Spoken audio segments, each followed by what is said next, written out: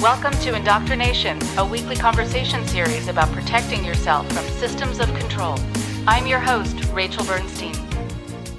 Hi, everyone. Before I introduce the guest for today, please check out my new webinars. You can go to my website, rachelbernsteintherapy.com. And the first webinar series that I am doing is for former cult members, but also for anyone who wants to learn about their experience and what helps them heal, and for their families and friends also, if they want to participate and learn about their loved ones' experiences. And then the second webinar series is going to be for the families and friends, spouses, anyone else who cares about someone who is in a controlled situation of any kind where they're trying to intervene, or they have tried and it's failed, or they don't know how to start, or communication has gotten impossible. And so there's going to be a lot of ideas for you and ways to try things in a different way to see if you can have more success, and ways also to address your own feelings, because it's a very powerless feeling when you have your loved one in something you can't help them get out of. At least you think you can't help them get out of it. And also, if you have a chance to go to patreon.com/indoctrination to support the show, very much appreciated, very much needed. Our show exists because of wonderful supporters who keep it on the air, and we need to keep it going. So thank you so much.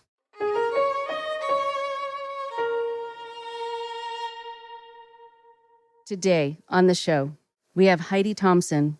Heidi Thompson was born into the Seventh-Day Adventist apocalyptic religion. She escaped at age 19 to attend college at the University of North Texas, where she completed her bachelor's and master's degrees. While in graduate school, she learned about a spiritual organization called the Rudra Center for Enlightened Awareness. She began attending their sweat lodges, meditation, and shamanic psychology classes. She soon became part of the inner circle and was eventually introduced to its parent organization called the Deer Tribe Medicine Society.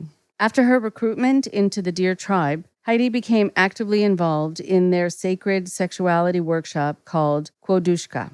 Quodoushka claims to teach people that sex is natural, sacred, and beautiful. Heidi was told that these workshops would help her heal from sexual trauma. However, while attending these workshops, she was manipulated into doing many perverse and corrupt sexual activities she did not want to do. These experiences left her deeply traumatized. And in early 2022, Heidi decided to speak out to the community about her experiences. Immediately, former participants began writing to her about their own stories of sexual exploitation and manipulation at these Quodoushka sex workshops and other Deer Tribe events. And by the way, this isn't an actual tribe. This is not a Native American tribe. It's just the name they go by. She hopes that by speaking out publicly, it will help others avoid and walk away from destructive, high-control groups. Today, she is recovering and rebuilding her life with her husband. And here is Heidi now.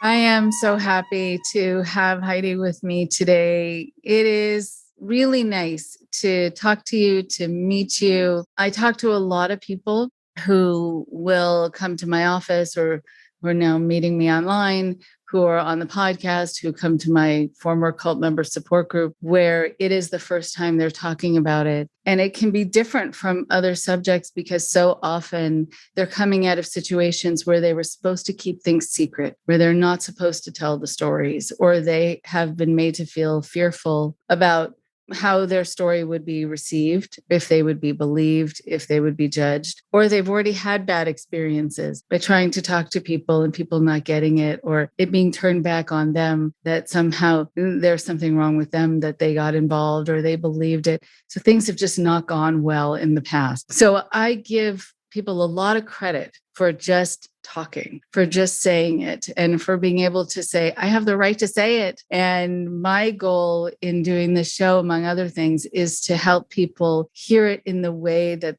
I think they should, which is to put the blame on the right person, not on the wrong person, not on the victim in the story. And for you to be able to say, this is what happened to me. And also, this is what can happen, sort of a cautionary tale for other people listening, to do education and prevention. So I really value you being able to step into those shoes today and being able to talk about your experience. So if you don't mind taking a few moments and introducing yourself and talking a little bit about you now, and then we'll go back into your history. Well, my name is Heidi Thompson. I'm 36 years old, and I kind of feel like I'm starting my life for the first time. I was born in Texas and grew up there, and that's where I got married and met my husband. And we recently relocated to the Pacific Northwest, which is where I've always wanted to live. I love the nature and I love the climate. So we're kind of just rebuilding our lives, sort of gave up a career. And so now I'm stepping into that, and my husband's sort of doing the same. And we're just keeping it really simple. We just are trying to figure things out.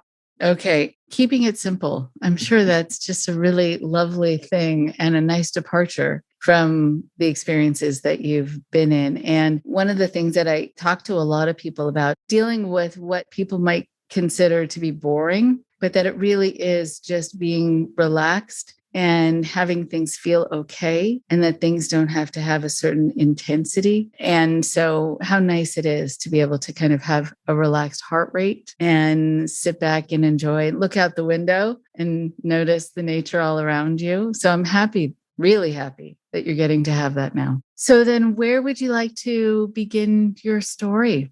I feel like my story really begins when I was born, because I was born into a religious cult. And so, that was not my choice. The religion was called Seventh-Day Adventist, and my grandfather was actually a minister. So while I did know some people in this religion that didn't have as extreme of an experience as me, just in my lineage, it was deeply dogmatic. And for people who don't know a lot about the religion, there was an apocalyptic slant to it.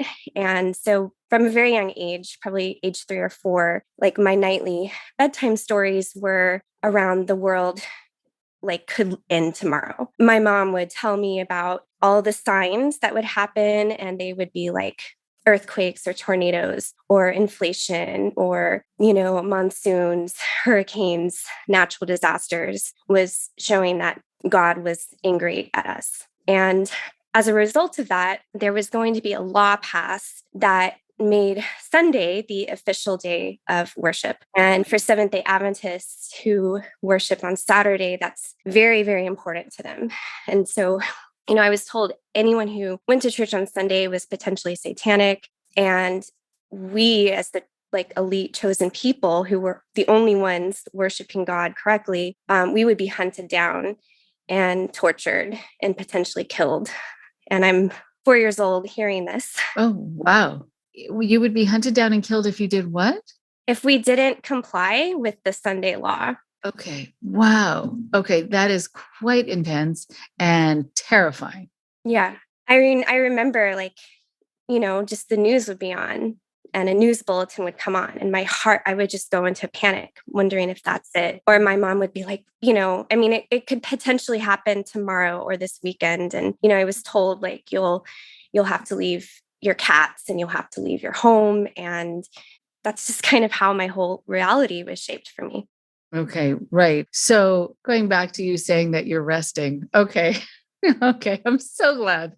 Even more so after hearing this, that with the intensity that you were raised with, but yes, with that panic, with the adrenaline release, being in fear, looking over your shoulder, never knowing if what's there today is going to be there tomorrow, or if you were going to get punished for something that you did, and things also being given a certain interpretation and all being seen as a sign. So it sounds like I would group you then with a lot of people I've talked to who were raised in these kinds of environments, whether it's within this group or others similar to it that have this sort of end times way of prophesizing, that it's very hard, especially for those kids, to feel like they can really be in a restful state. It's hard to sleep. It's hard to relax. You always have to be mindful. You have to be careful. You have to be worried, actually. Did you find that that was a pretty normal state that you were in?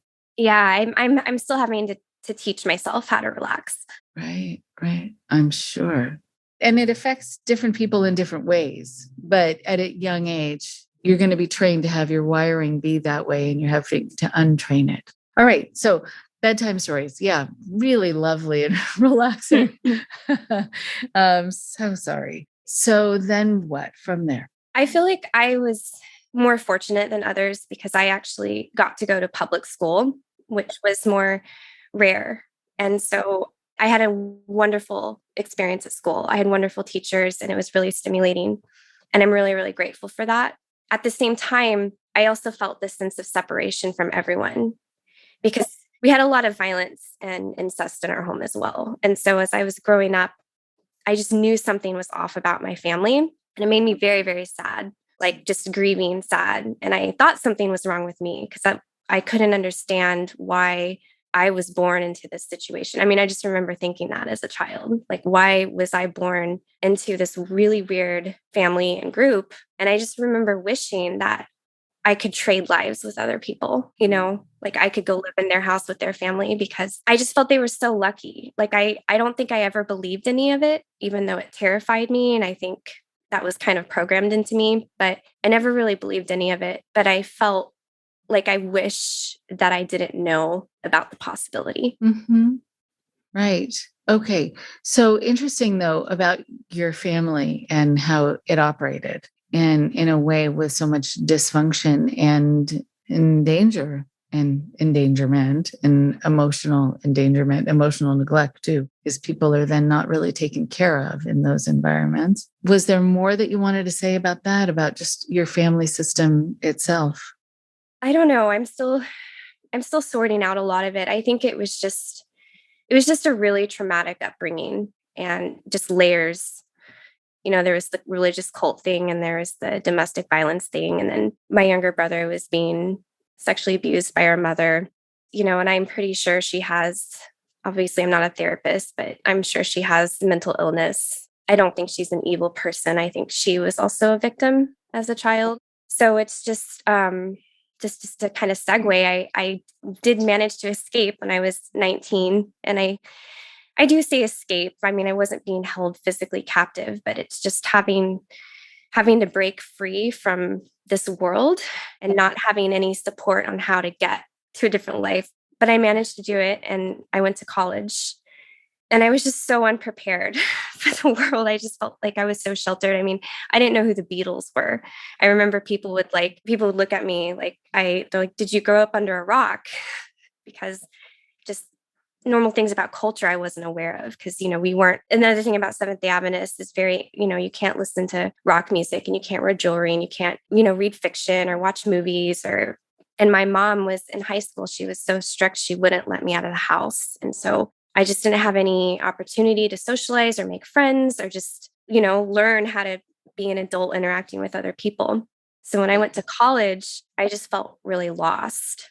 And I ended up getting into a very abusive relationship for a few years, which it was my whole life. And so again, the friends I made, I once again became isolated from. So I tell this part of the story because by the time I was in my mid-20s, I had so much PTSD and depression, and I had so much hope. Like, for my whole life, I kept hoping, like, I can get through this. I can get out of it. I can be free. I can really make something of myself. And I was just so miserable, and I didn't know what to do. And then when I left that abusive relationship, I didn't have family support, and he had isolated me from all my friends. So, I mean, I was all alone. And I think that was the hardest part, more than the relationship itself, was the aftermath of trying to heal from that without any kind of support. And I didn't know about therapy. I didn't know about resources that might have been available to me. So I kind of just suffered through it alone for a while. Oof. Okay. A couple of things about that. First of all, it's incredible to hear about what you lived through, even before we get into the story that you're going to be telling us. which is the next part, but just thinking about going from out of the frying pan into the fire, but just over and over. And it doesn't surprise me that you were then in an abusive relationship. And I'm sorry that you were, it doesn't, but it often is how things go. And the idea also of you dealing with PTSD and depression, was there something in your upbringing that taught you about how that was your fault, or you brought it on, or that was a punishment for you? I mean, there are a lot of people who don't seek help because they blame themselves, or they're taught to see it as weakness or to ignore their feelings. I'm just wondering how your childhood teachings impacted your emotional self when you were in your 20s. Yeah. My mom liked to paint herself as the victim. She was the ultimate victim. Everyone was hurting her. I think that depression and PTSD mostly came from the sexual trauma I had from that relationship. I think I was so ashamed and so humiliated. It was too hard. Like, I even went to a therapist, I think, one time, and I couldn't even tell them what happened to me. I was so ashamed. The only thing I can relate back to childhood is that, and this will be relevant to my later story, but just sex was so taught like it was really bad, like pleasure's bad, sex is bad. The only appropriate sex is like for procreation after marriage. But then at the same time, my mom would put on these, they're probably like, they probably should be rated R, but they were like reenactments of different Bible stories, but very much for an adult audience. And there would be very graphic rape scenes in there. And I'm like, 5, 6, 7, 8, 9 years old watching these. So I just think it was so confusing. And then my younger brother, who was being abused, was physically abusing me. So I just feel like everything just I just feel like I didn't have a sense of self or any sense of boundaries. And I mean, it just like, I'm baffled by it now. Like, how could you not know that that's not okay? But I didn't understand that. I was just so confused. I just didn't understand like what I had a right to. Like, I didn't understand that. Oh, absolutely. The question, how could you not know? Well, of course you wouldn't know. How could you know? So if we look at it that way, you weren't given the benefit of being able to have a guide or a model for boundary setting, for what is appropriate, what's not. And even in terms of child development, what children should be exposed to, what is okay to have happen to their body or not, what's okay for them to be watching or not. What's also interesting too is that a lot of times when people go into situations where they're then being abused because they were raised not really knowing about what's okay and what should be happening and what shouldn't be happening, but also if it's okay to say no and if it's okay to speak up, or if you're being rude or you're being abusive by saying no, and you don't even quite know how to engage to protect yourself. And if you're allowed to do that, and that's a whole other piece that happens where you're kind of handicapped in that way. Because I think a lot of, especially, I mean, I won't say this only about girls, but especially girls are often taught to not raise their voice and to not say no. And so then you really are you're not able to set that kind of standard within the relationship where the other person knows what's allowed and what's not. Yeah. Yeah. Okay. And then also that you felt too ashamed to talk to a therapist, which is very common too, even though you weren't the one doing something wrong. But I'm wondering what you were afraid of. What did you think would happen if you told your therapist? I think I was so ashamed at my body response, like my physical response. I felt like there was something wrong with my body. I didn't understand the trauma response at that time. I mean, I still feel the shame actually talking about it today a little bit. And I just felt like I didn't know anyone who had gone through what I'd gone through. And I just felt so abnormal, and I didn't want to be abnormal. I just wanted to be a normal person that hadn't had those experiences and that was able to function and be in a healthy relationship. I also had like a lot of financial challenges. So I just didn't even have the resources to invest in that, or that's what I told myself at the time. Eventually, I ended up going to my college had like a counseling center for PhD students. So I did end up talking to someone at the time. But the thing that I think made it hard for me is that the the agreement had to be like our sessions had to be videotaped. And then so they would only show like 2 to 3 minute clips, like with their professors as part of their training. But I think like the level of trauma I was dealing with, that probably wasn't the best type of counseling for me, you know? Right. Right. I mean, I understand there are places that do that as part of training. And so you probably had interns who you were working with or were in school. Yeah. But I also understand you not wanting to be filmed. And even if you gave your consent, it still doesn't feel comfortable, especially if it's hard for you to even tell the story. You don't want someone else to be hearing it, someone else who you don't know and you haven't met with. Right. So that certainly was going to be a barrier. What I do want to say, though, in a positive way, is that you were seeking out counseling. So that says something about something innately in you where you wanted to be better and you wanted to feel better. Knowing how daunting that was, still, I give you a lot of credit for even attempting it. All right. So then what happened from then?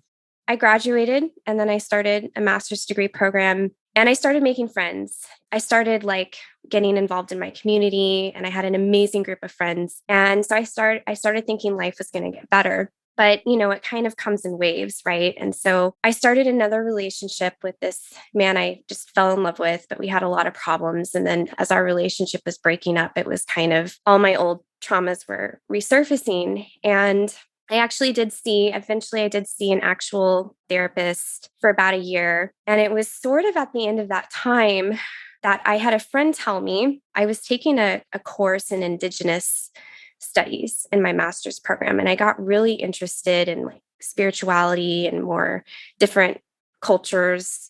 Mm-hmm. I don't know. I just was getting really fascinated by it. And so a friend told me that there was what she called a Native American sweat lodge right here in Denton, Texas. That's where I went to college, in Denton. And she's like, there's this, you know, and I've gone and it's amazing. And I was so intrigued. And I found out where it was. And it was, I mean, the center is just beautiful. It's right in the middle of downtown. And it has these sort of like Japanese style buildings and Zen gardens. And, you know, there's a yoga center there and there's a meditation room and there are apartments and nutritionists and a little spa. And I had walked by that place for 7 years and I never got inside. And then after my friend told me about this, I just, something said, oh my gosh, that sounds really amazing. I'd love to have that kind of experience, or I want to go check it out. And so one day I was actually walking back from my therapy session, which was right down the street.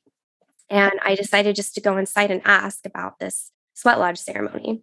I remember I was kind of embarrassed to ask about it. So I started asking about like, well, what do you do here? And I talked to the massage therapist and I just said, well, I heard about, someone told me you guys do a sweat lodge, and his whole demeanor changed. And he had this like dreamy look on his face. I mean, like just snapped. And he was just like, oh, and he just had this huge smile on his face. And he said, yeah, he said, this is an amazing ceremony that will give you physical, emotional, mental, spiritual, and sexual healing. I was like, I want to go to that. So he said the next one was in 2 weeks, and he told me how I needed to prepare.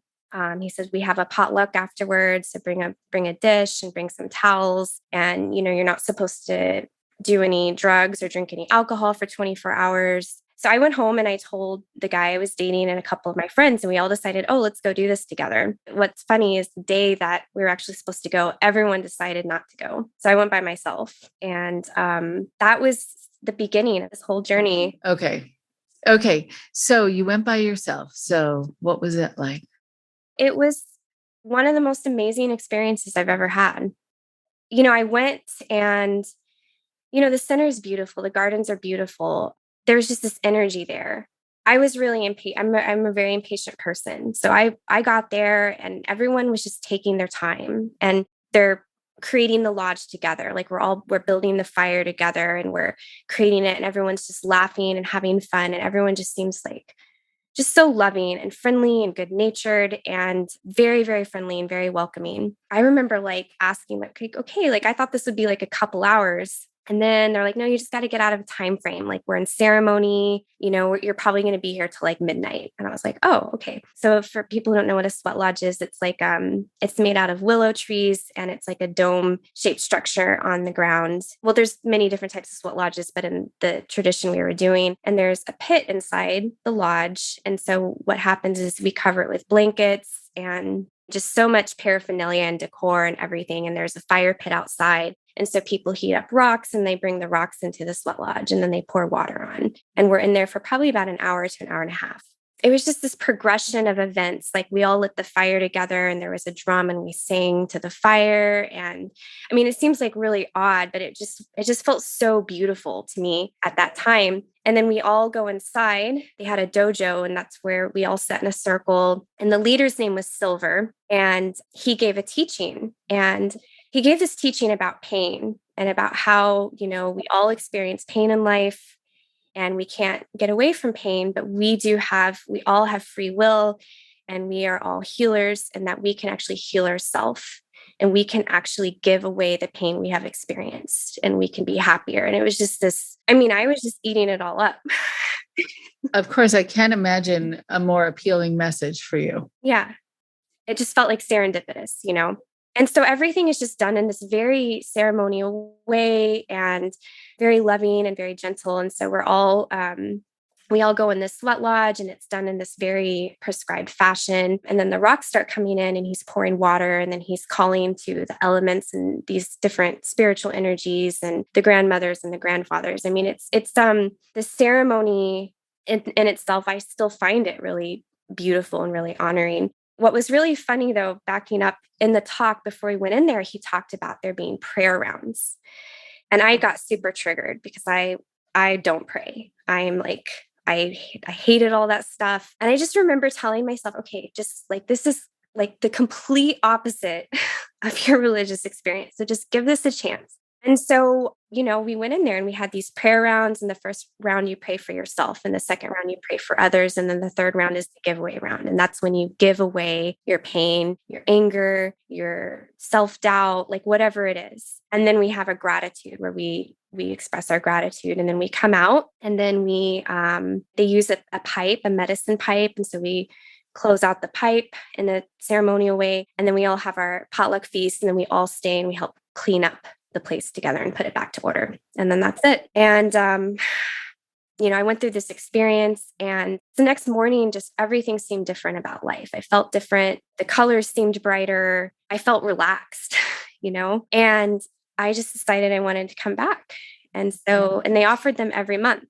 And so I started coming back every single month. Eventually, I started learning about the other offerings they had. So they have we called it the Wednesday night class, and it was like a shamanic psychology class. And so I started going to that. That's when I found out that the sweat lodge and a lot of these teachings are actually part of an organization called the Deer Tribe Métis Medicine Society, or the Deer Tribe for short.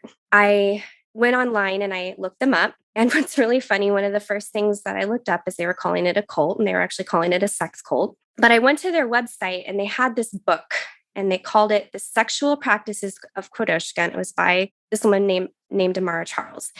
And this is what really, I think, helped me solidify my decision to get involved in this group, because on their webpage, they talked about how like sexuality is sacred and it's healthy and like all these positive things. And I thought, oh my gosh, there's a spiritual path that like honors sexuality, which was so opposite. So I just felt like that was a sign that, oh my gosh, maybe this is where I'm going to get my healing.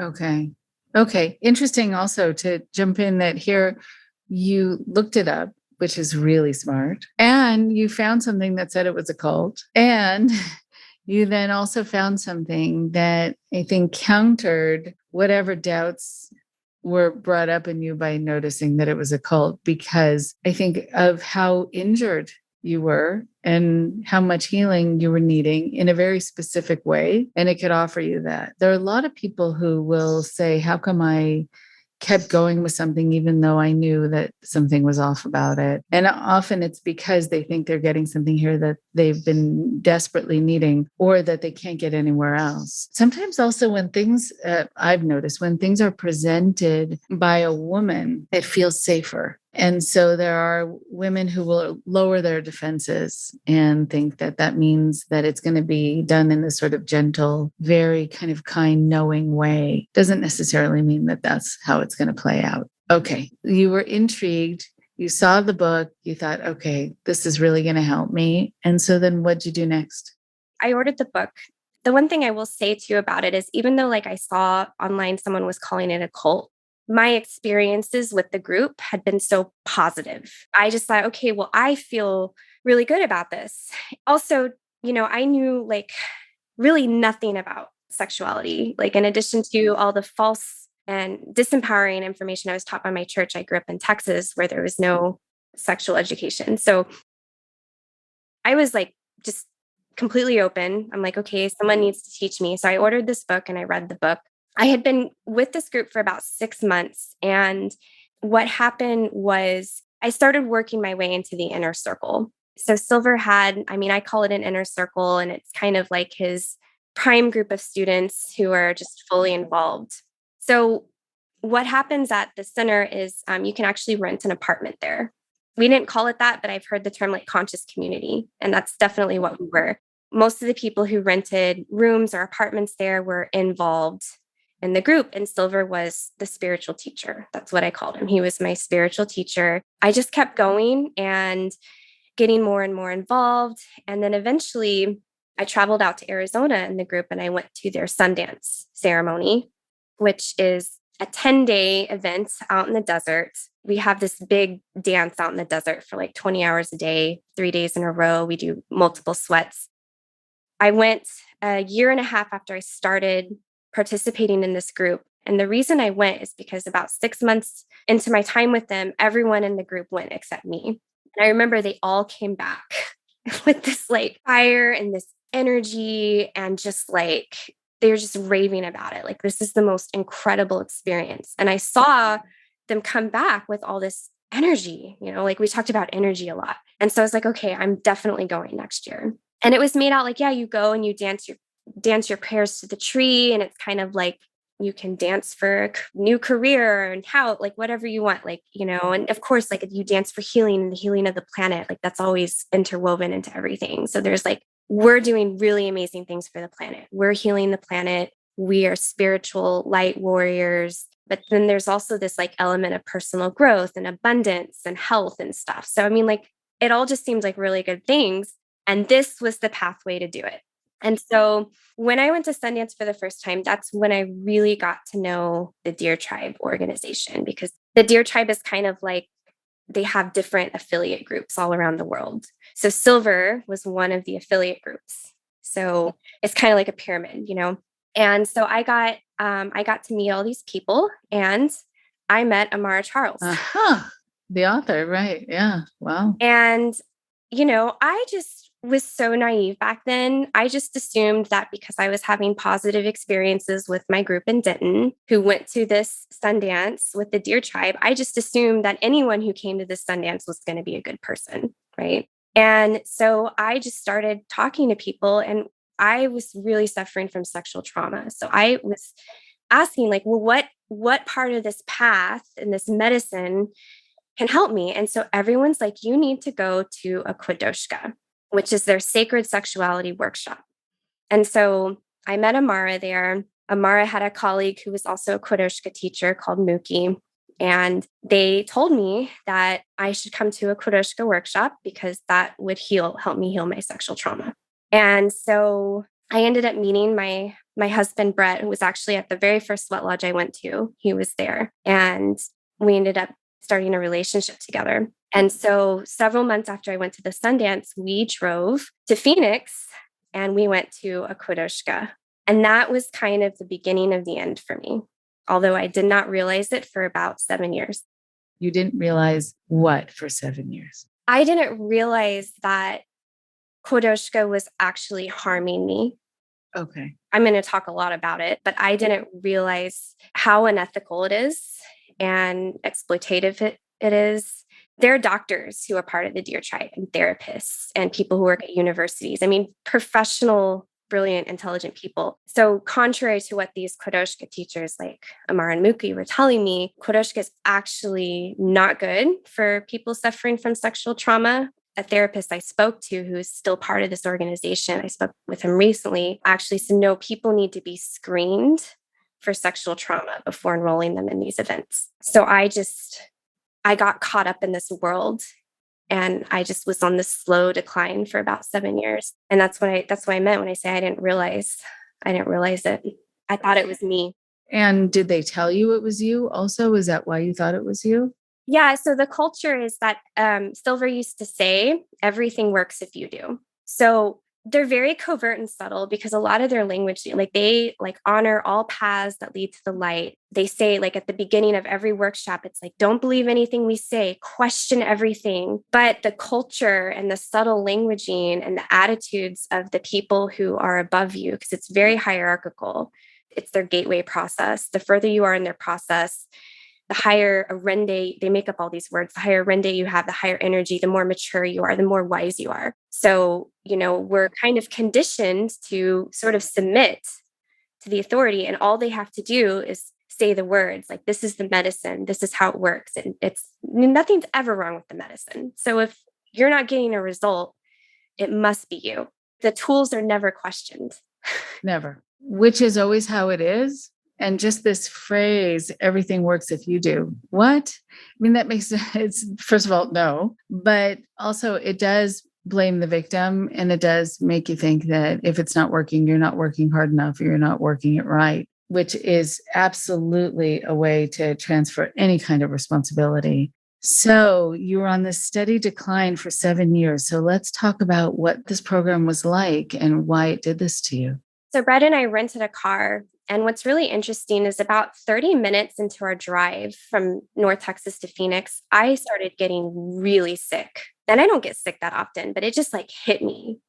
And just I feel like I was coming down with a really significant flu. In hindsight, it's almost like my body knew, don't go to this. And I just remember my whole process was, because this was it for me. This was the last thing I knew. If this didn't work, Right. So the stakes were high for me. And I just remember my whole focus was around, how am I going to be able to go to this if I'm feeling ill? I was so hard on myself. I put so much pressure on myself. Anyways, by the time I got there, I was feeling a lot better. And, Silver had always framed, when you're at your edge, this kind of stuff is going to come up. And so I just thought, I'm just at my edge, and this is just my fear. And, this is what I'm being taught on an almost daily basis by that point, because I'm going to his classes 4 or 5 times a week. So we arrive in Phoenix, we're staying at a house, we drive to the event, and it's just at this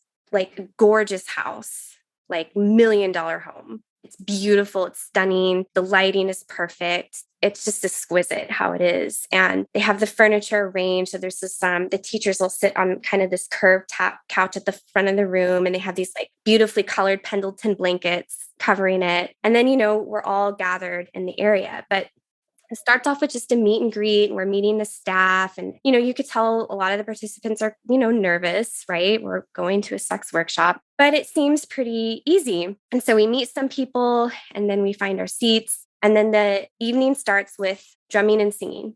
We're playing a drum and we're singing a song. And then the teachers get up and they're standing. And I remember Amara gets up, and I remember one of the first things she said, okay, welcome to Kodoshka. And I just want to let you know, if you're here for the dancing, we start the music at 8:30, or it starts at 9 a.m. So just make sure you're here on time, because apparently people just come for I'll get into that in a minute, but just the dancing that they do. And, they're full of smiles. And then they do a little bit of an introduction, and they kind of go over the agreements of the weekend. Not hardly anything had to do with consent or boundaries, by the way. Then they do a pipe ceremony. So they get out their medicine pipe. What I've learned since then, it's a very altering experience. It takes about 30 minutes. And we're all sitting completely still. You're not supposed to get up or drink water, anything like that. And they're just calling, again, like the sweat lodge, they're calling to the powers. They even use a different language. They use the Mayan language. So like, we don't know what this means. And so I've learned that, this can create boredom, or maybe you're really mesmerized by it, but it's just like slowly lowering our defenses, right? We're just kind of getting into this very trance altered state. And the evening lasts, it starts from at like 7:00 at night. It goes on till about midnight. And so, it's late and we've been traveling. Not a lot happened that night, but they explain the layout of the weekend. And so the next morning we're told, okay, you're going to come dressed in with these, what they call lovers masks. So we had to bring all these like sexy clothing, and they had different themes. So on Friday morning, the dancing is going to start, and you're going to come like as your adventure explorer. So they're like, you could come dressed as a scuba diver or like a cowboy or whatever. I'm like, okay. So, we arrive the next morning and they have this dance floor. And then I'm like surprised to see like, oh, there's like a lot of naked people, because I wasn't told that there was going to be nudity. Although some people were like, well, of course there's going to be nudity. What do you expect? It's like, well, you'd think that they would tell you. Right. You think they would tell you, especially when they told you to come in a certain kind of costume? Yeah. That means clothing. Yeah. Yeah. I'm also, just before you continue, what was in that pipe as part of that ceremony? Just tobacco. Oh, okay. Yeah. What's really interesting is that all their events, there's no drug or alcohol use. So yeah. Got it. Okay. All right. Just was curious. Yeah, no, it's a great question. Okay. Why not find out? Okay. So you show up and there are people who are not wearing anything at all, and you were surprised, and they said, of course, like somehow you would have figured that.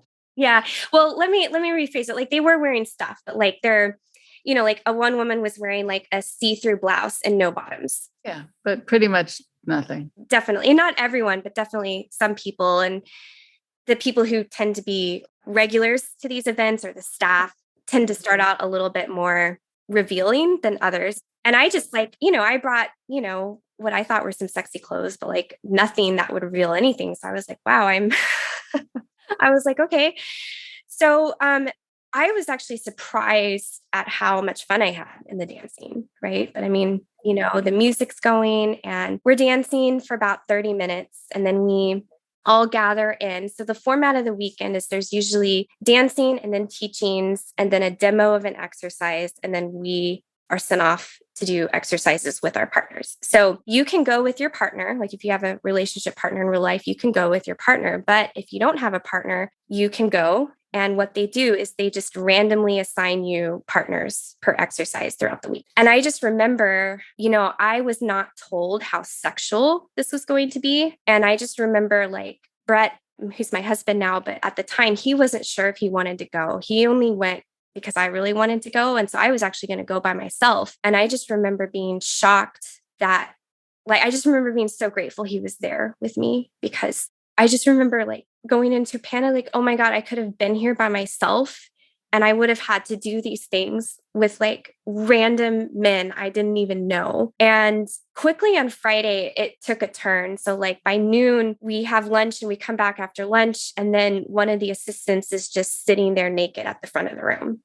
So that was like the first big, like, okay, so this person's naked. And then they do this like, okay, we're going to teach you how to balance each other's chakras with your fingers. And they, just kind of weird stuff. And it's like, this is going to help you get your masculine and feminine energies in balance. The Deer Tribe talks a lot about being balanced and being a balanced human being. So all these things are helping you be balanced. We did like a group exercise. Like sometimes you just sort of like do a skit. They like to have all these different themes. Like I'd have to go into Deer Tribe teachings, but just like different themes that don't really make a lot of sense. But they'll give you a teaching. They're like, okay, now act it out in front of the group and everything. Make sure you make it sexy and like put a sexual theme on it. And so it seemed kind of like mild up until then. But then Friday night we go to dinner. We come back from dinner. And that's when we do this body resculpting exercise. It involves both partners being nude And they say that it's going to be taking trauma and pain tapes out of your out of your cells, out of your body, out of your muscles. And so it's like this, a very specific type of massaging that like involves kneading and then like kind of like karate chopping and like all these little motions that you do with your partner. That really horrified me again, because all I could think is like, I was going to be going to this by myself.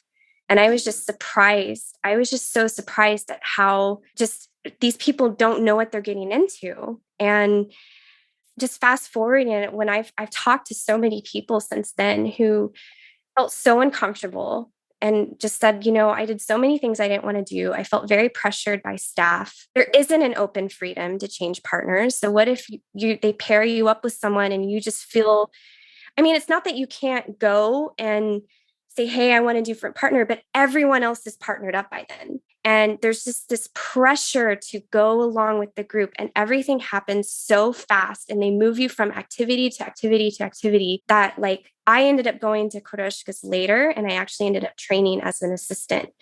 And there's not time for like self-reflection or to check in with yourself.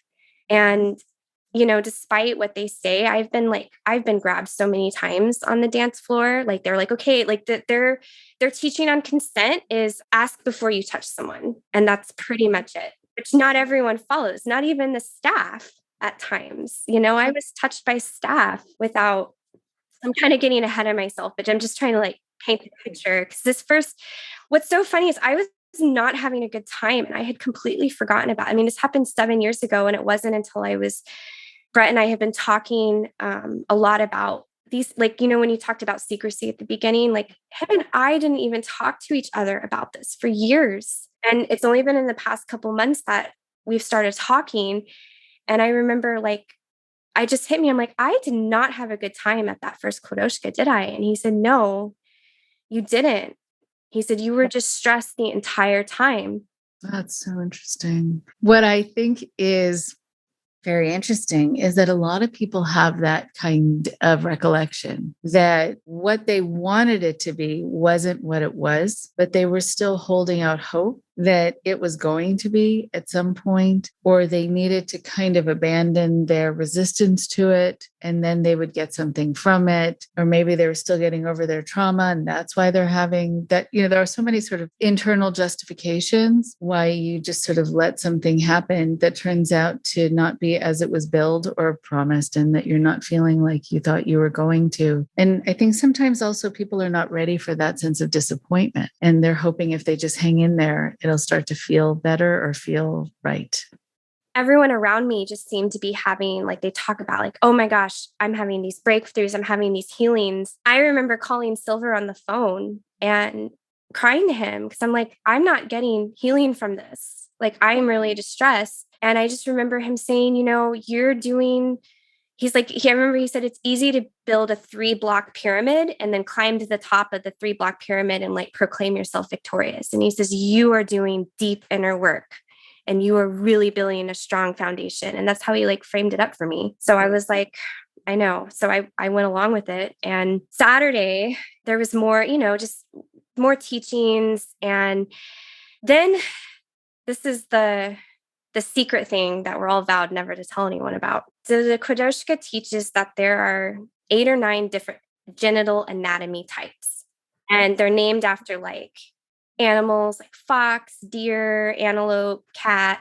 It's depending on like the shape of your genitals. And there's for women and there's for men. And so they give this whole teaching on how like each anatomy type will like receive pleasure differently and will have different personalities. And so then they divide the women and the men up into 2 rooms, and all the women go with the women teachers and all the men go with the men's teachers. And then they're going to type us. So we all, we're wearing sarongs, and one by one, we sit on the cushion and they give us a mirror to look at ourselves. And then we're spreading our legs and everyone's gathering around. And then they're asking us questions about like, well, where's your G spot? And how long does it take you to have an orgasm? And, what kind of things do you like? And are you loud when you have an orgasm? Are you quiet? Like they're asking all these questions. And then they'll say, okay, you are a fox woman or you are a dancing woman. And I remember this Amara telling us about how mothers and daughter, like she's like, we've had mothers and daughters come to these things together. And it's like really interesting for them to see how they're different types, even though the daughter came from the mother. And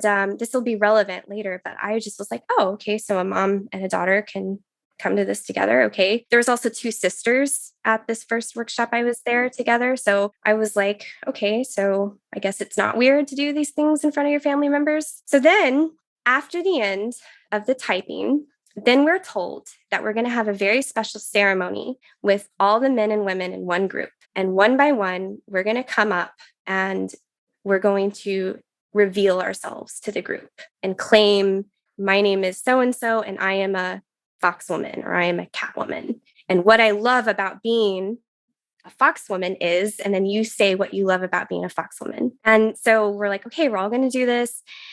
I think usually the men go first because they're like the protectors. And then after the men go, the women go, and there's a chair, and we literally sit on the chair in front of like 30 people, and we spread our legs and we spread our labia open so they can get a really good look.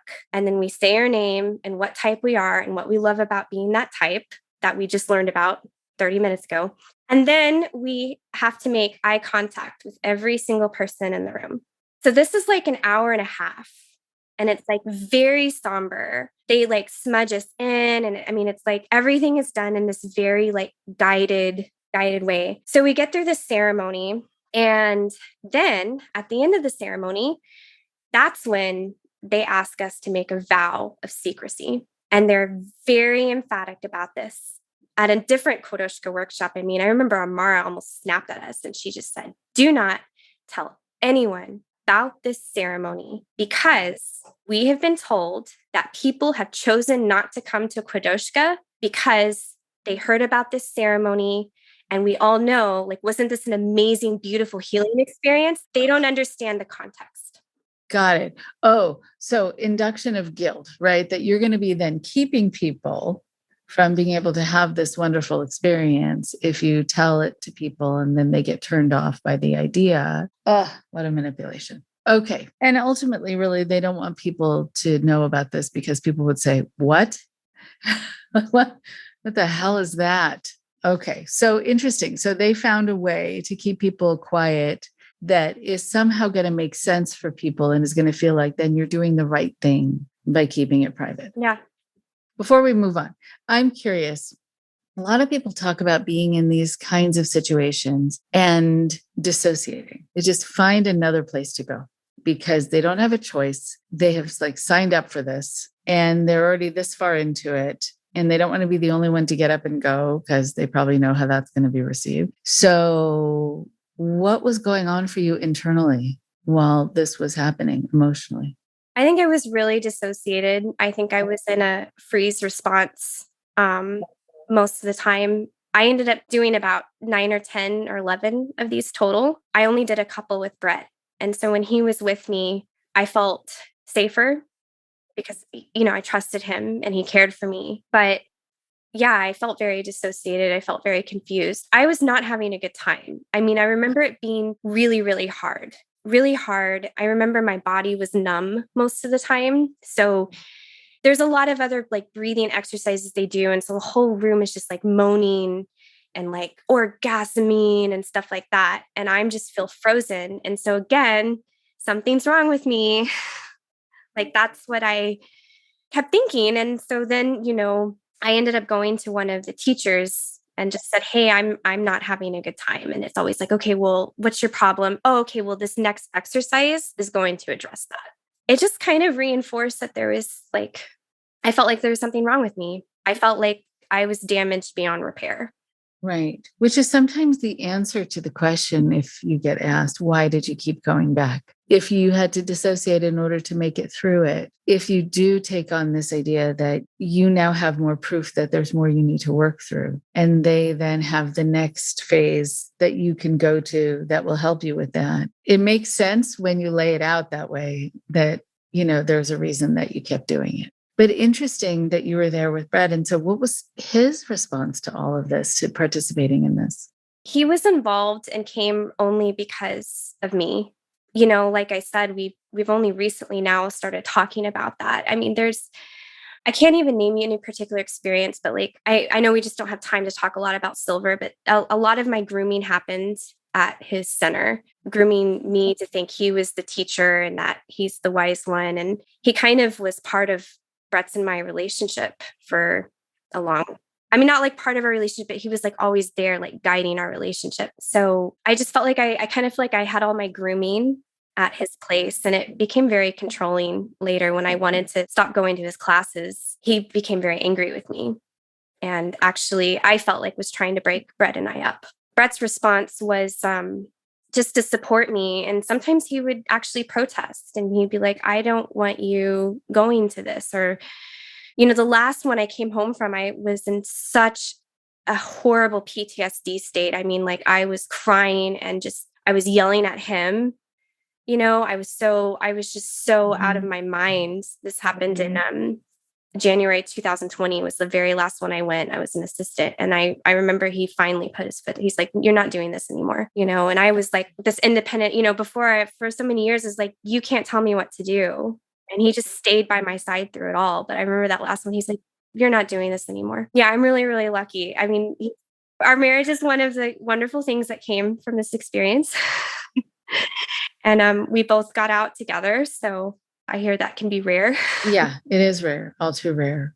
I know there's so much, and I know we're skipping over Silver, but even if there's an example or two that you want to give of that grooming, you're welcome to do that. I also know that you said that when you were talking about families doing this together, that you wanted to come back to that. So I made a note of that. So take this wherever you want it to go.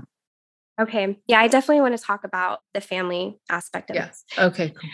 So I kind of gave you the juice of the kodoshka. They do this whole dom submissive lover's mask on Saturday night, which is just, I don't know a lot about that community, but from a few people I've talked to, it takes more than like a 30-minute teaching to actually be able to navigate that space in a really consensual and safe way. So anyways, what's really interesting is I walked away from that first kodoshka determined to be a kodoshka teacher. To this day, I have no idea except I think I thought that if I could actually be a kodoshka teacher, then that would mean I've healed, and that I just was sold. Even though I didn't feel like it was working for me, I was sold. I believed them.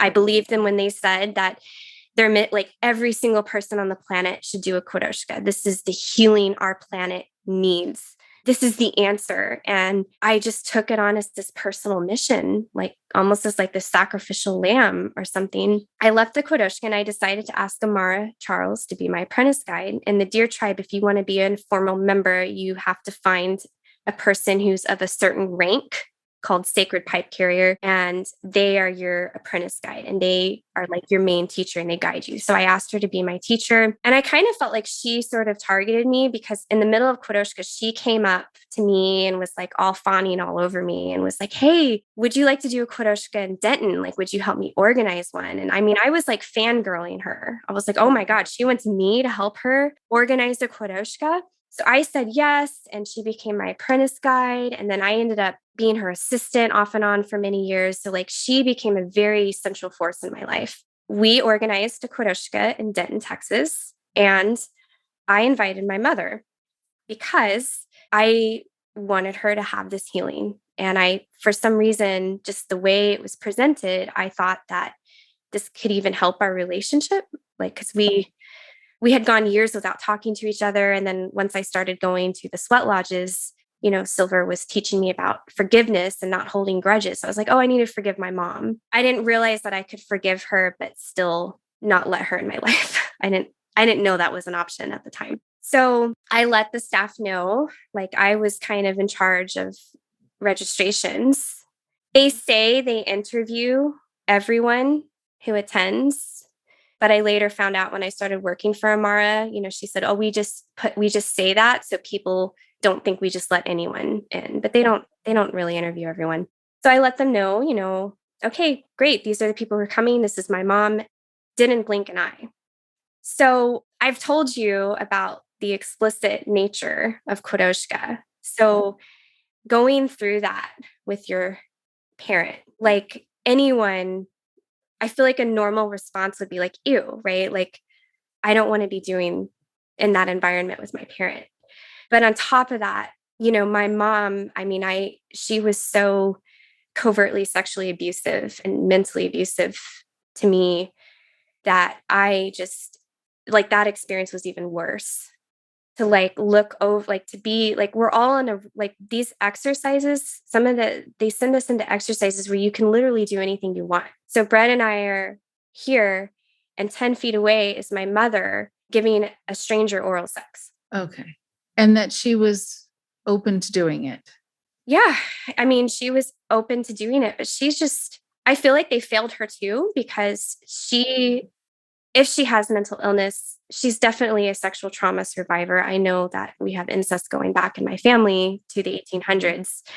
She should not have been in that environment. And I don't even think she knew what's appropriate, or the things she did in front of me. Like, my parents would have sex in front of, in the bed. Like, they would put me to sleep in their bed when I'm 4 years old, and they would have sex, and I would wake up and I would realize what was going on, because they had shown me so much. My mom told us she kind of treated me as her therapist. So from a very young age, I was made aware of all of her sexual problems with my father.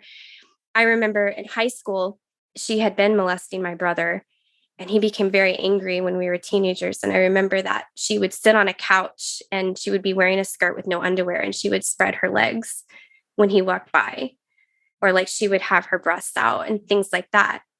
So I don't even know if I need to justify why that was traumatizing for me. Right. No, you don't. Yeah. And I remember when it ended. So this was the second one I went to. When it ended, I was really going into a PTSD response, and we were all kind of hanging out in one of the apartments. And I remember, Amara was all ready to be in party mode, and here I am just like this. I was also pregnant at the time. The next day when I was driving her to the airport, she gave me a little lecture on how unattractive I was being the night before. How unattractive you were being. She was mimicking my body language to me. Huh. Okay. And she just says, that's very unattractive. And she was trying to give me this teaching on how to be this more, I guess, open or likable woman. I guess post-traumatic stress reactions are not attractive. None of these trainers have any type of trauma awareness. And, that's how they were taught. This is a completely fabricated sexual system. It's made up, and they're all self-trained. So I ended up doing 3 kodoshkas with my mother present. I organized 2 more to come back. So there's 4 levels. And so we did another level 1, and my mom came and worked on logistics. And then we did them once a year. And so then the third one was the level 2. And I remember telling Amara, because by that time, my mom, and Amara were, I guess, my mom liked to get things for free. So she was like, oh, I want to come. This is how they get people on their staff. You volunteer, the staff aren't paid. So my mom wanted to come, and I told her, because I didn't remember a lot of the traumas at that time. And all of these memories were starting to resurface. And there's been CPS investigations into my mom, and it's I had blocked all of that out. And even though it happened when I was in my 20s, it just was not, I just chose to forget. And then I was just remembering, and I remember telling her, I said, I really don't feel comfortable doing this with my mother. And she's like, okay, well, I'm going to invite her anyways. And then the male teacher, Michael Stein, gave me this pep talk, because apparently he and his son had done kodoshkas together. And he said, I was by this point an assistant that we were called neophytes. So we're unpaid trainers, and we just do a lot of labor, and we do all their demos. So I was going to be doing a lot of sexual demos. And I said, I don't want to do that with my mom in the room. And he just said, look, it's going to be so amazing for your mom to see you in your shining. And that was his pep talk. And that cue was really, we call him cute. That kodoshka was really traumatic for a lot of people. I started speaking out publicly to my community and on Facebook a few months ago. That's as public as I got. And I've had so many people message me. And there was this one woman who was at that kodoshka too. And her first message was, what made you realize the kodoshkas are exploitative? And we started talking, and she just said, I remember, just story after story of things happening. There was a person on staff who verbally attacked a woman. And the teachers just let it go on and on. And I remember one of the women who were on the staff. So she was a volunteer and very sweet girl. Staff are often asked to jump in as partners when there's an unequal male-female ratio. So we had a lot of extra men. So this young woman was asked, will you step in on this exercise? And she said yes. And Amara guided us through this like erotic massage, and where you slowly like take your clothes off and then like touch, you do this erotic massage with each other. So this woman, I'll just call her Becca, she was with this man, a lot older than her. And all she did is she just sat there and they held hands for the 45 minutes or an hour or whatever it was. And I could tell she was extremely uncomfortable, but I just so admire her, because it is really hard to go against the group in these environments. And she did that. She didn't take off her clothes. She didn't do that. She sat with this man, and I could tell it was so hard for her. And I remember later after the exercise, and Mara comes back to it, she was staying with us and she was livid.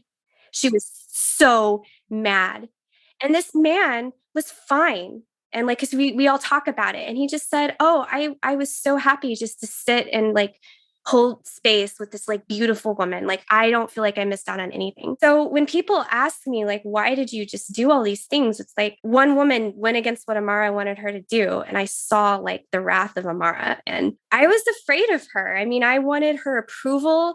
I put her on a pedestal. I mean, I acknowledge all of that, but like, I wanted her to like me and want me in her life and want me in her inner circle. So I was just willing to listen to her over myself for the 7 or 8 years that we were in this kind of relationship together. I can't tell you how many people I've talked to who said that what became more important than anything else was pleasing the person in charge. And that the teachings sometimes even fell by the wayside. Things didn't quite make sense anymore. They weren't feeling like they were really getting help, but they felt so satisfied when the person who was hard to please was pleased by them. There is something about this intermittent gratification that happens between a leader and a follower when you have someone who, if you kind of sacrifice your comfort for them, if you're willing to do what they tell you to do, they're proud of you, they use you as a shining example, they might greet you more warmly, you get to spend more time with them, right? That all starts to matter, and it should be what matters the least. And so here you have this other person, this woman, who becomes this interesting model to you of strength, the person who's not willing to do what she's being pushed to do, even if she's going to get yelled at about it or her partner's going to get yelled at about it, that they still held to their own parameters, their own boundaries, and what they knew to be right. And that was not happening around you. And so it can feel like a revolutionary thing to do, just to say, no, or no thanks. And a lot of people too don't realize how much behavior modification is true in these groups, because as you're seeing her sitting there not listening to Amara, I bet you could predict how that was going to go. And you're not going to want to be the one on Amara or anyone's hot seat who's in a position of authority. But having that model of strength, like the person who does that sit down protest, there are a lot of people who learn from that, and they realize that that's possible, but they wonder if they have it in them at that point, and if they have the courage or tenacity to be able to do it. It's such an interesting turning point. Yeah. I think I realized at that time that I needed to get out of the relationship with Amara, because I could not stand up to her. I couldn't be myself around her. And I'm on this spiritual path that is all about individuality and like your true nature and like being your autonomous self. And I like turned into this different person every time I was around her. And I just didn't. And by the time I was becoming aware and actually becoming more empowered, the tone had been set in our relationship. It was like, I felt like she kind of related to me in this like childlike way. Like I was definitely a subordinate. And I did get it. She has a partner named Shayna, and Shayna and I became best friends. And I mean, it still hurts me today, because it's like, I can't have a relationship with them at all. But I I traveled with them. I mean, she invited us into her home. She would be very generous, at times. And I just felt like I was part of the cool crowd at school. But I started to realize like, this is not, like, I knew this is not good. I just didn't know. I didn't even know how to have that conversation to say, hey, I want a different apprentice guide. I was too afraid. And so it was easier for me to just stay as it was. There is this idea of like better the devil you know than the devil you don't. Like here, this was not a great relationship, but you had already worked so hard to fortify yourself in her eyes and prove something. So it's not like you were going to be leaving that relationship anytime soon. And for what? For who else? So then what happened after, and what led you to finally leave? I ended up actually moving from Denton to Phoenix, Arizona, which is like their home base. And I ended up leaving Brett behind. It's another story, but I had Silver's control had gotten so living at his center was just very hostile. It was a hostile environment for me. And I felt like he was angry that I wasn't basically doing what he said. That's how he operates. And I was rebellious and I was getting bored. And so Brett was running a martial arts school there. So there was a lot of conflict going on between us. And I felt like Silver was trying to break us up. And my answer was to move to Phoenix because I thought, okay, I've outgrown the ashram. Let's go to Phoenix and let's really I'll be able to do kodoshkas more. I'll be able to really excel.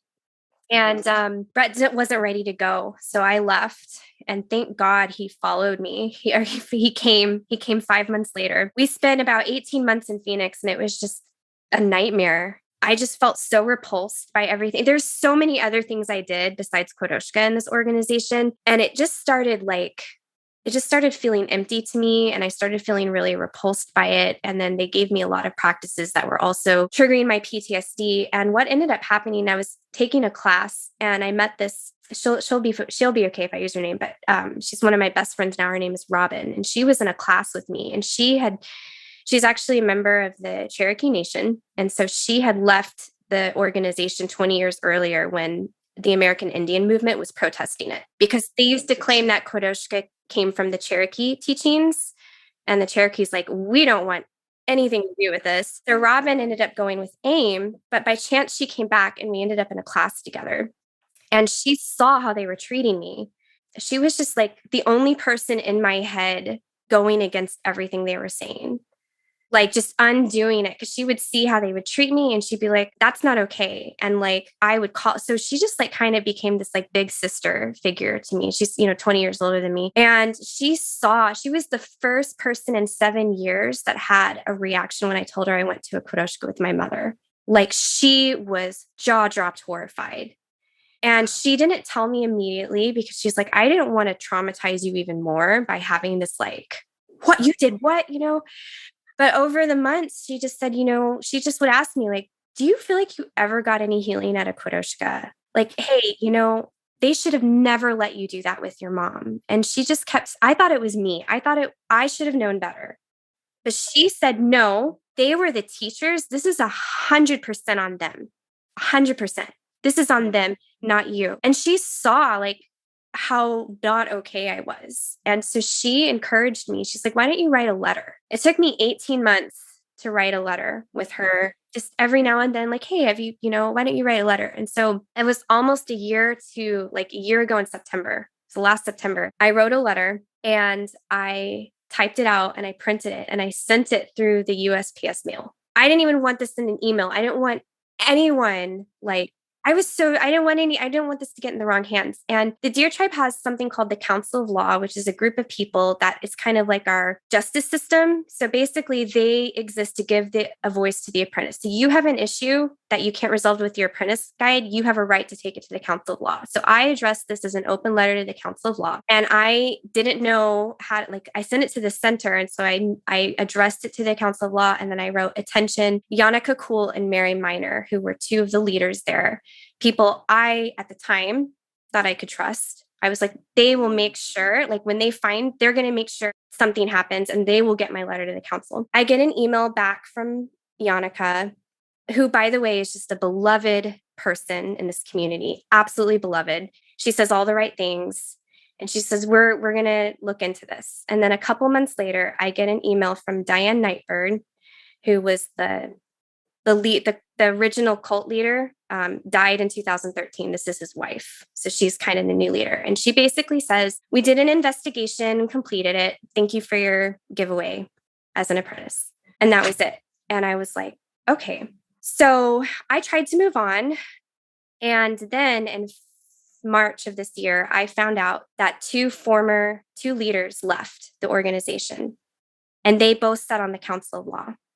I was forwarded an email that they wrote to their group about why they're leaving and all of the ethical things and like integrity, all of these issues. They didn't name specific things, but like, we cannot be a part of this organization anymore. This is so out of integrity.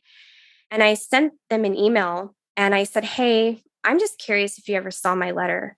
And that's when I found out that they never gave my letter to the Council of Law. So I was just, oh my gosh, I was so terrified and so afraid, but they actually encouraged me to speak out about it. I was so afraid. They were so loving. I mean, they just wrote how horrified they were, how impacted, like this should never happen to anyone. And I just was crying because I had been trying to find someone in this community for 7 years that everyone always made it about like my personal emotional issue, my karma. I called this in. And so with their support, I actually emailed a copy to the entire Council of Law, and I copied the emails from Yannicka and Diane Nightbird to show. So then, long story short, I have ceased communication with them, but now they're taking action, and now they've developed a committee, but it's completely internal, and they're doing an internal investigation.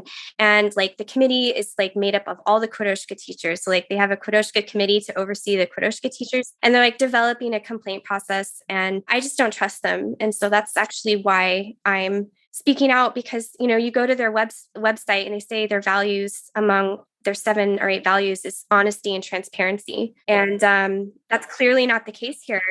And I just really feel like people have a right to know. I feel like my community has a right to know the real reason why I left. And I just really, really hope that people who may be listening to this, who have had bad experiences in Quodoushka, know like it wasn't their fault, that hopefully they can let go or just find the healing that it took me so long to find, because I kept blaming myself. And then hopefully to warn others just to think really long and hard before you, entrust your sexual healing to people, because this is not what they make it out to be. Okay. So I'm so happy for so many reasons now, even more so after you told that part of the story, that you are talking about this, that you know that you can. It does often happen that the ethics board, the complaint board, the process of justice within groups that are unhealthy really are to keep the information in-house and to make sure that the person who complains is seen as the issue, or that they find a way to just make it go away. If there is a governing body that's outside of the organization, then you have the potential. It's not guaranteed, but you have the potential for there to be justice. But in-house, rarely, if ever, is that going to happen. And usually the people who are given the task of keeping track of things and being the one to monitor, they're working for the company. So what I think is also interesting is that then you took that and the response and you added it into your next wave of letting people know what happened. Whether or not that goes anywhere or does anything, the important thing in that is that you did it, that you said, okay, now I have all this other evidence that shows that there was subterfuge, that things were hidden, that my information was kept from the people it was supposed to go to, that it wasn't taken seriously. There wasn't an investigation. All of it was BS. So I am actually going to pursue it to show myself that I can, but also I think to show them I'm not afraid. And I'm not just going to take this sitting down, and I'm not just going to go away so fast. And I really like that you were able to find out that people left and that you could be in touch with them and that they could confirm that they never saw your letter, which is also extremely common. I mean, so many people within cultic systems, even the leadership, if they're not at the very top, even the leadership is often kept in the dark. And they're left feeling guilty that they led people, that they taught people, that they recruited people, but they also often only had part of the information and not all of it. Now that you get to talk about it, you get to say so many really important things about what happened. But I guess as we're finishing up, I would want you to be able to talk about now, in retrospect, the things that you noticed that you tried not to notice or that you felt like you needed to ignore in order to have a good experience. These are the things that you want to make sure people really take stock of, really notice and hold on to as evidence of there being danger here or the potential for danger here. So what are some of those things as you think back that you would want people to really watch out for?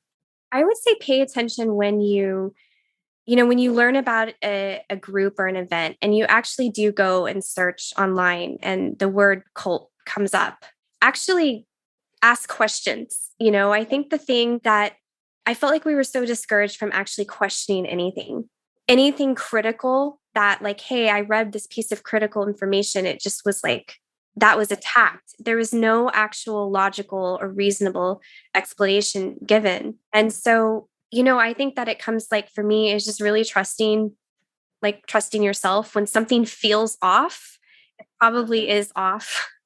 You have a right to ask questions. You have a right to know details. Like if you're going to go to a workshop, you have a right to know what are the activities that are going to be happening, what is going to be expected of me. Am I going to be like, they do a lot of upselling, are you going to try to sell me on anything else? I think asking questions and doing the research is just so important. When there's secrecy, when they start talking about secrecy around teachings or specific exercises, that's a really big red flag for me now. Right. It could, it's the same. It's interesting as sexual abuse or physical abuse that happens in the home that is shrouded in this secrecy, or people are told to keep it secret. Having a home life where there were these secrets, going into an adult space where there are secrets, you're going to be so used to it. But now I think you're going to be very allergic to it.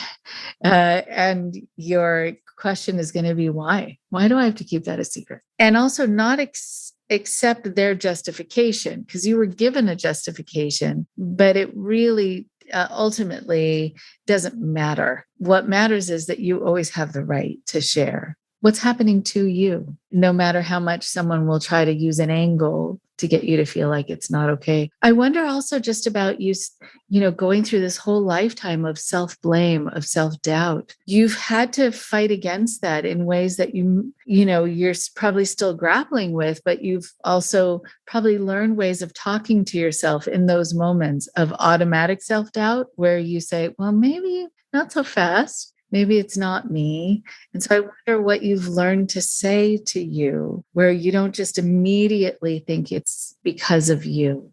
Yeah, I'm still working on that. I think my biggest victory is that I'm really learning to trust my body, because I still have so much of their mental language in my head that I'm trying to clear out. But like now I know is if I feel tense, they always told me tension is, oh, you're closed off or you're not willing to engage, but now I know when I'm tense, this is stop, and when I feel relaxed in my body, then that tells me it's safe. And I think that's probably my biggest victory that I have right now is really trusting that, because I ignored my body's signals for so long. Right. Yeah. I think people don't realize how much our bodies do talk to us.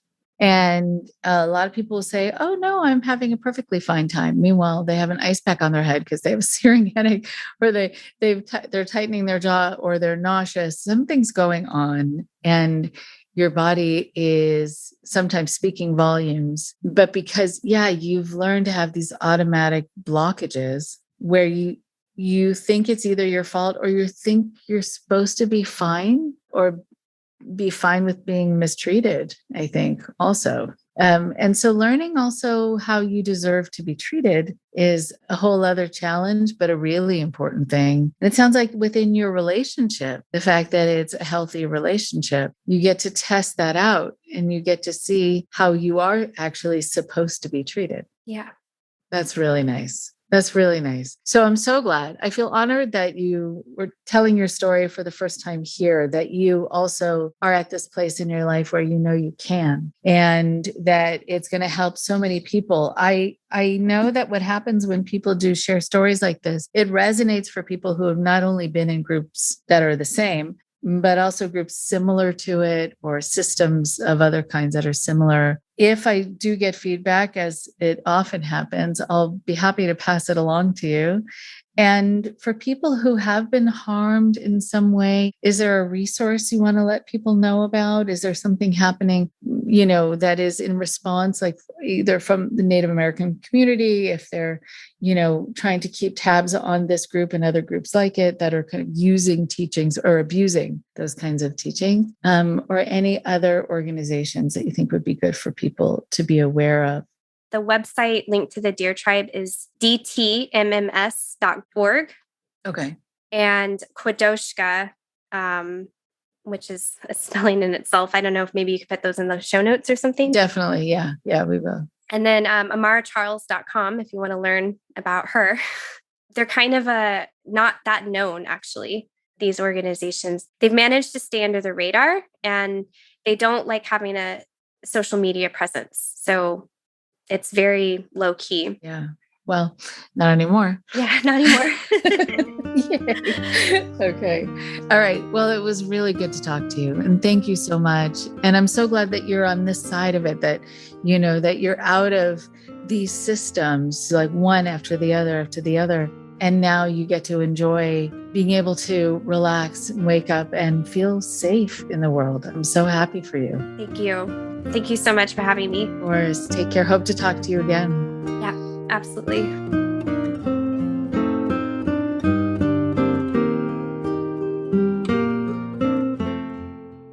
One more thing before you go.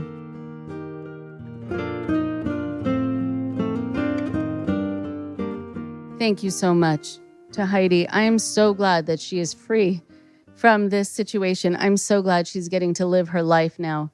She's getting to have a healthy relationship and also be able to be with someone where she is able to feel safe.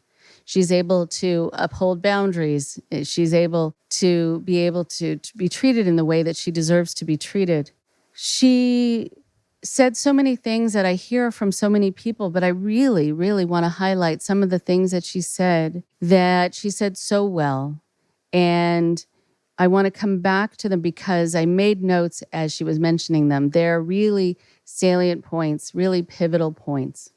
One of the things that she talked about was all of this phrasing, the way that you're told basically like, you'll be happy if you want to, and that sort of idea that there's magic that can take place if you do things the way you're told to do them, if you follow what the leaders of this group tell you to do. One of these phrases that can seem innocuous and not really dangerous, but end up being dangerous, is this phrase, everything works if you do.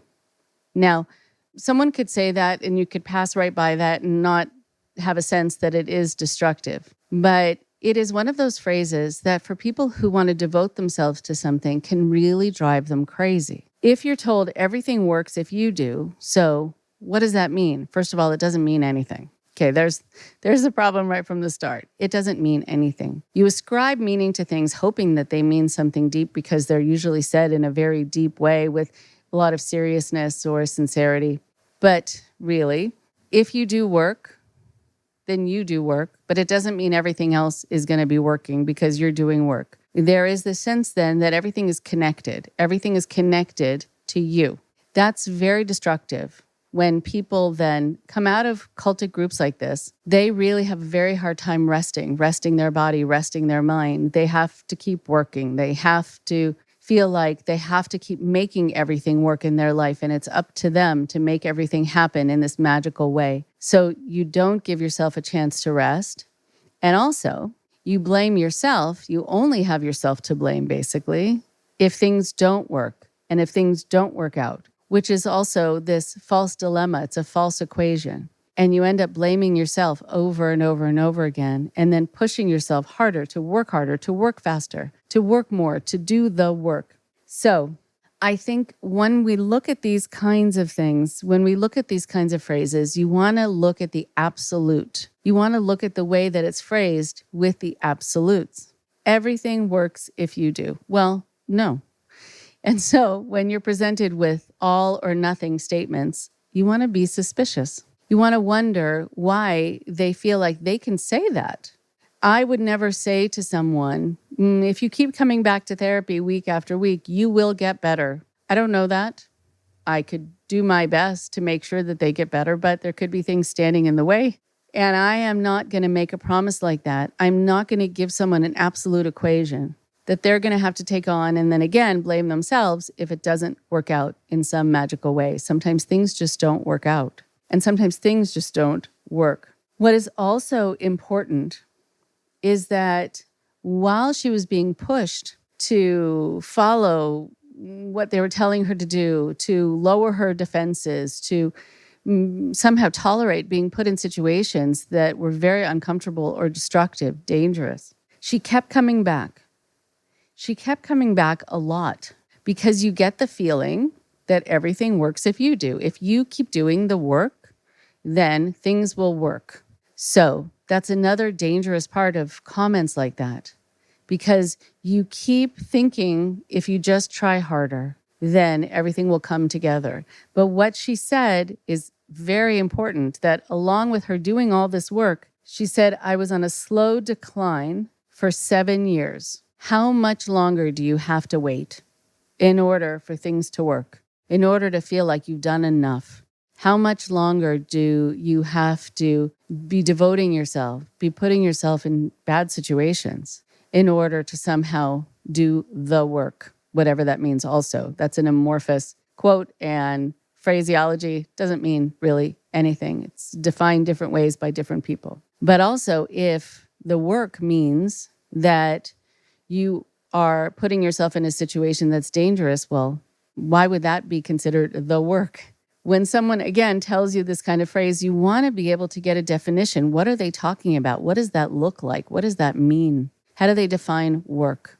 But you also want to take a moment to step back while you're on this hamster wheel, while you're on this sense of, I have to keep going in order to make it worth all this time and all this effort.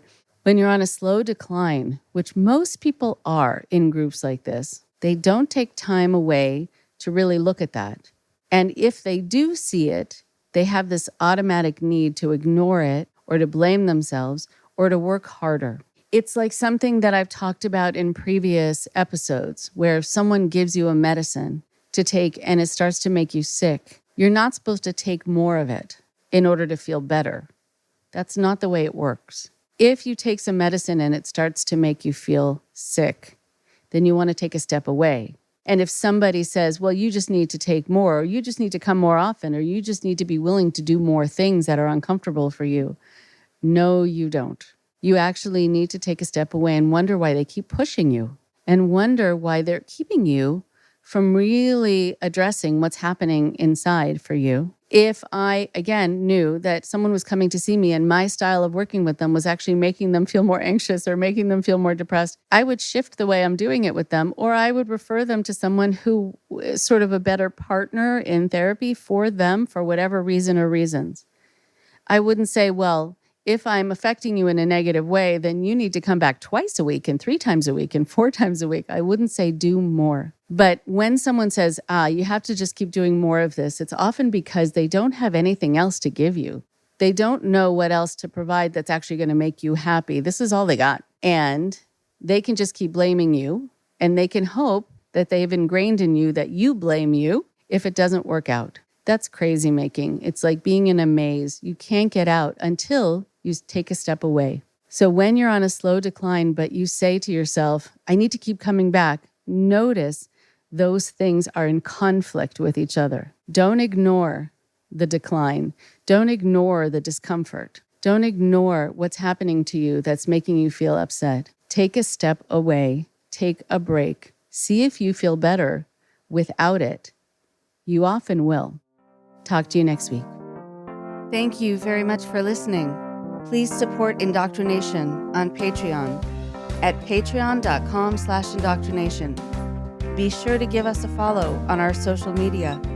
Find us on Facebook and Instagram using @Indoctrination Podcast. And for Twitter, find us at @_indoctrination. We love hearing from you too. So send us an email at indoctrinationshow@gmail.com. And for more updates on the show, visit our website at www.podpage.com/indoctrination.